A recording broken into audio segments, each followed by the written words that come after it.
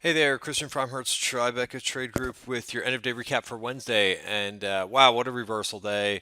I know this is going to be being talked about a lot, so I'm probably going to say a lot of what you're going to hear in other places, but it just is what it is. This is the 5 minute, just the day of, excuse me, the 5 minute on the S&P futures, which kind of just shows exactly where we were today. A nice kind of rally in the beginning of the day.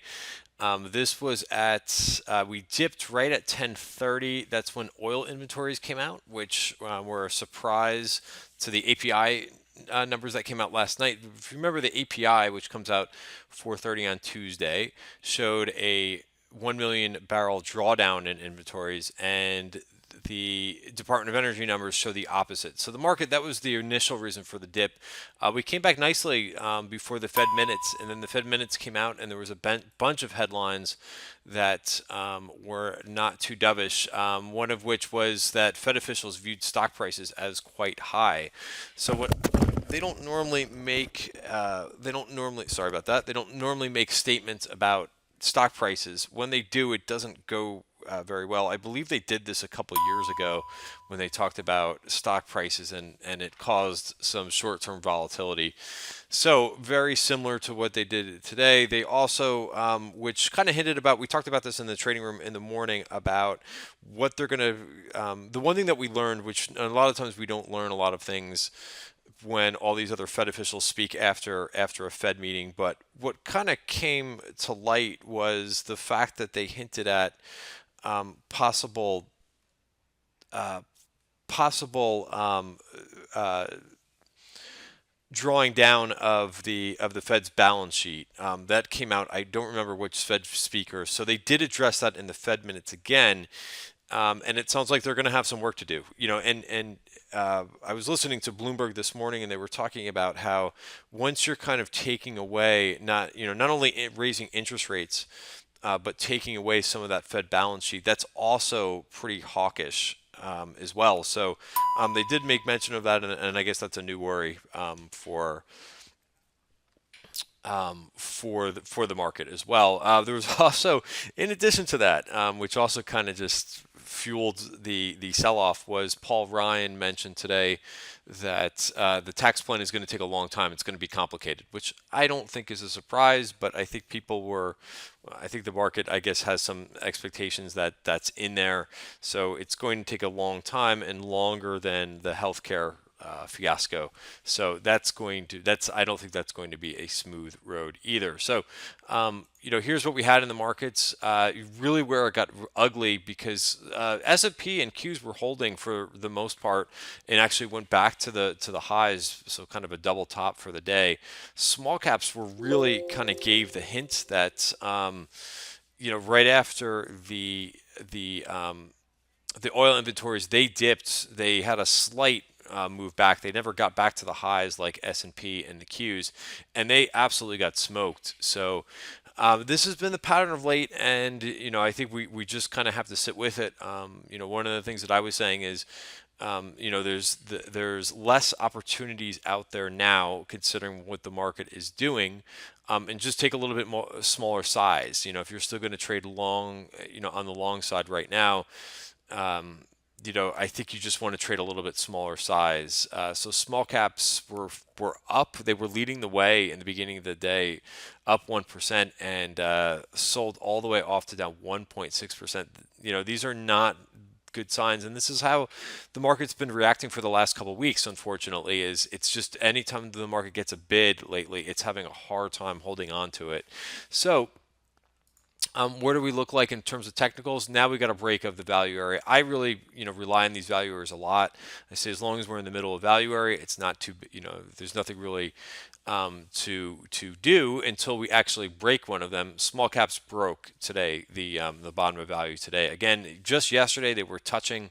Was that yesterday or no? Monday they were almost touching to break out. We hit three levels of resistance, which I talked about earlier in the week, and that was a good signal that they were having a tough time taking that next leg higher. And there you go, a big old reversal day. S&P just kind of look at these charts quickly. Again, from where we were today, if we got a pretty thin value area for the month of April, but we just closed below it. We're also piercing this uptrend line, so you got to watch this stuff pretty closely in the next day. And if we start to get a little bit more volatility and a little bit further of a move down here, that's where I really want to be neutral this market. So, you want to stay in the trend for as long as it lasts, and then if it starts to break, then you want to reassess. So I know there's always speculation, people trying to call tops and so forth. I would rather let the price action clarify it for me and say, hey, here's my support levels. Here's my resistance levels. Here's my support levels. If we start to breach support, then I think it's hands off for a little while. So we're getting dangerously close to that, just like we were a couple weeks ago. So we're going to be pressing that again. The VIX, as I mentioned, the VIX was down again. I think it touched below 11 again, and then cranked all the way back up to, it's still a very low level, absolute. But when you look at the day swing when we were down and it finished up 9%, you know, um, it's a big intraday move.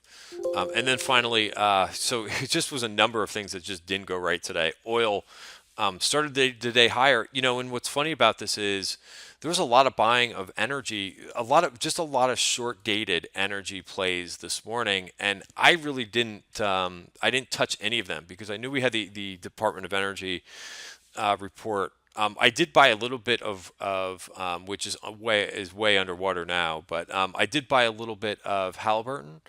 Again, sorry, let me finish my thought first. But I did buy a little bit of Halliburton after the department number came out, after we sold off. I figured I could get them cheaper than what paper bought them.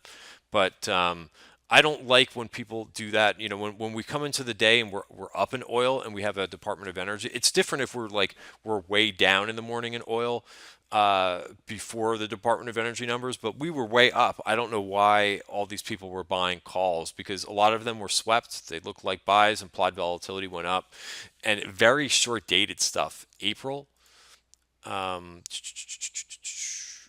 they just continually went after SWN all day today. So I don't know if there's something going on in this name. They ended up trading 39,000 contracts, but they went after Halliburton. They went after WLL pre Department of Energy number at 10:30. They went after Hess. Again, and the majority of it was April. There was a couple June. There was a June position in there as well, but I don't know what they were doing. And it just goes to show you, it goes back to like when we're looking at aggressive option activity, you always want to make a judgment whether or not it makes sense to you. Because again, a lot of these guys who are buying this stuff are hedge funds, and hedge funds are we know about the performance. A lot of them are getting crushed. So, just because someone buys something aggressively, you have to really think about it and see if it makes sense for you. A couple other trades that went up. We've been seeing repeat call buying in JD.com. Alley, which is right on the 200-day moving average. And it looks like it broke. So they were buying what appeared to be buying some calls right on that 200-day moving average, but with everything else, it kind of broke.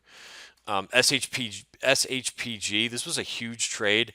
I looked at this trade for a couple seconds and I said it's too much premium for a trade that they went out to May, and you'll kind of see what I mean. They bought these contracts for about 440.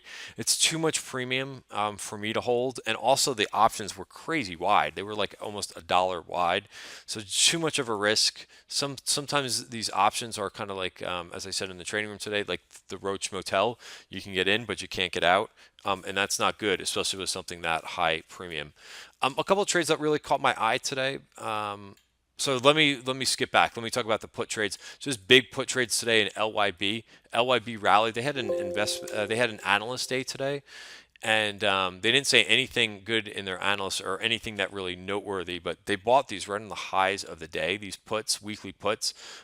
This was a huge win for whoever did this, but huge puts that they bought in LYB. They did the same thing in ADM, which I thought had an analyst day, but I looked at the calendar, but it made a similar move. Really got crushed after those puts. Those puts between ADM and LYB went up within about like 15 minutes of each other this morning, right in the beginning of the day. What else? Some Zillow, I always say this name wrong, Zillow puts went up as well for solar puts. And this was also the tell this morning. There was a big aggressive put buyer in XOP. I chalked it up to being maybe a little bit of that it was protection going into the number, which still, whether it's protection or whether it's outright buying, it's still somebody put it on for a reason. We saw a little bit of Greek calls go up as well. Very small trade. I looked at this trade a couple weeks ago.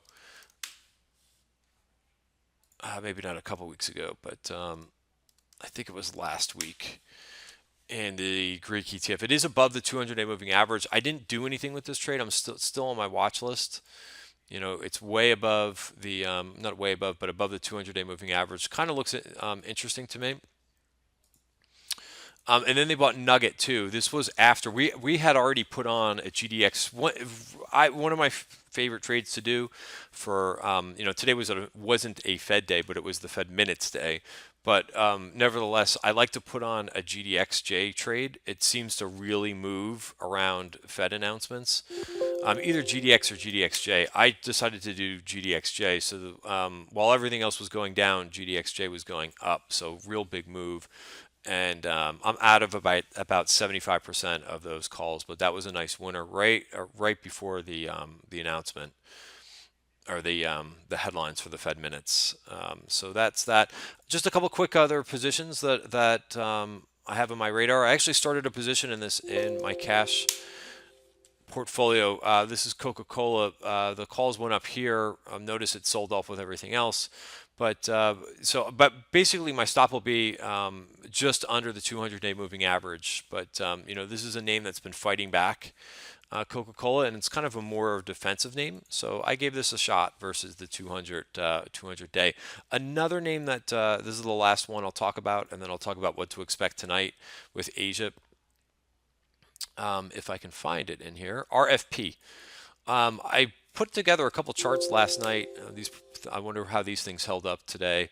BCC, a lot of the lumber names look really attractive. The charts look pretty good. This is Boise Cascade. Also WY, which I don't know how this finished today, but these charts look pretty good to me. So another one to look at, which I thought was interesting, was this RFP. And sometimes you have to look to see what these names are that go up. Again, not a huge trade, but it caught my eye because it was an aggressive trade. 750 contracts. You could see implied volatility, really high volatility with this name, probably because it's under $10. The name ended up down on the day, but again, another forest name. Just touching back the 200-day moving average, I was going to add this before we started to sell off, but I figured, you know what, let's see what the market does a little bit. Let's see if it gets a little bit of distance from that 200-day moving average. Why I like this is because if you go back and look at a 5-year chart, you could see that this thing was once a $20 stock. So as long as it stays above the 200-day moving average, might be a name that I look at tomorrow, depending on tomorrow's volatility. So that just a couple names to watch, and just take a look. We'll be on alert to see. Obviously, I'll be watching futures tonight to see what Asia does. Asia's been so strong, so apparently this might bring it down a little bit. Just a lot of green overnight again in Asia, both emerging markets. Let's see if I could get Hang Seng and China very, very strong last night. Maybe this will be enough to kind of bring a little bit of red that because these areas have really been outperforming pretty hard year to date. But so we'll see how Asia takes this volatility that we got, and we'll see what futures do as well overnight. I wouldn't be surprised if we go a little bit if we go further.